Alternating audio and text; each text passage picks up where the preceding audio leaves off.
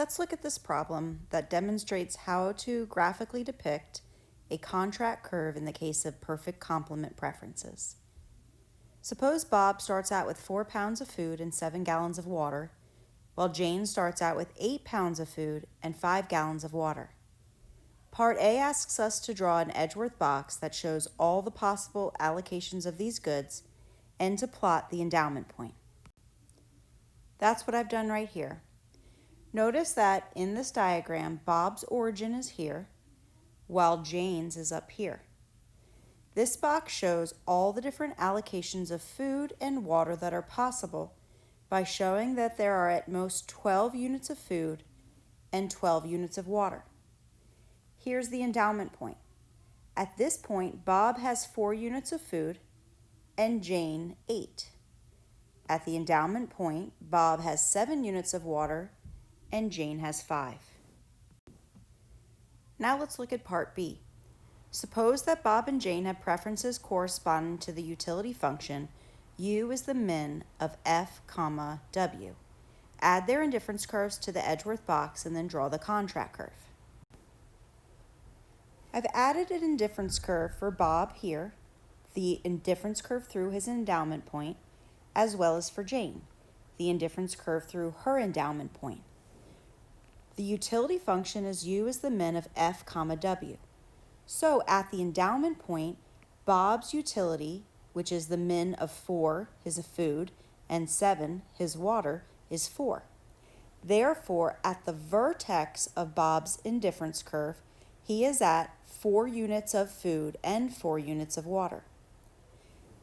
For Jane, at the endowment point, her utility is the minimum of her food, which is 8, and her water, which is 5, so she has a utility of 5 utils. Thus, her vertex of the indifference curve through the endowment point is at 5 units of each good. As this graph shows, the endowment point is not an efficient allocation of food and water. That is, there is a way to make Bob better off without making Jane worse off. For example, we could think of an allocation where Bob is made better off. I'm going to move him to a higher indifference curve further from his origin, while also making Jane better off. I'm going to move her to a higher indifference curve away from her origin. At this new allocation, the 2 indifference curves are touching at their vertices. This new bundle, which I'll call A, is an efficient allocation.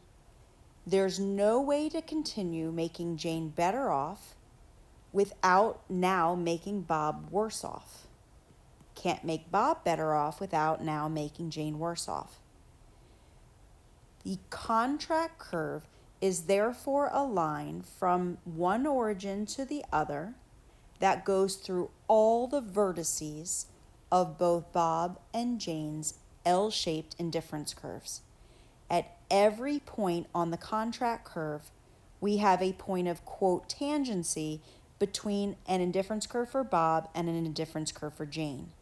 Now I say quote tangency because it's not a true tangency in the sense that the slopes are equal, because at the vertex of an L-shaped indifference curve, there actually is no slope. The slope's undefined. Yet it's kind of a tangency because that's where the indifference curves are just touching. Again, the contract curve in this example represents a line with a slope of 1 from the origin for Bob all the way through all the vertices up through and until the origin for Jane. Finally, in part C, we are asked to which points on the contract curve is each individual willing to trade. The points to which both would voluntarily trade along their contract curve are these points right here, represented by the red shaded portion of the contract curve. Why is that? Well, at any point here, both Bob and Jane would be better off compared to how they were at the endowment point. If, for example, we were to move to this point, we'll call it point X, then Bob would be better off, but Jane would be worse off. So Jane would not voluntarily trade there. If we were to say move to this point Y, well, Jane would be better off compared to where she was at the endowment point, but Bob would be worse off, and so we would, again, not have voluntary trade relative to the endowment point.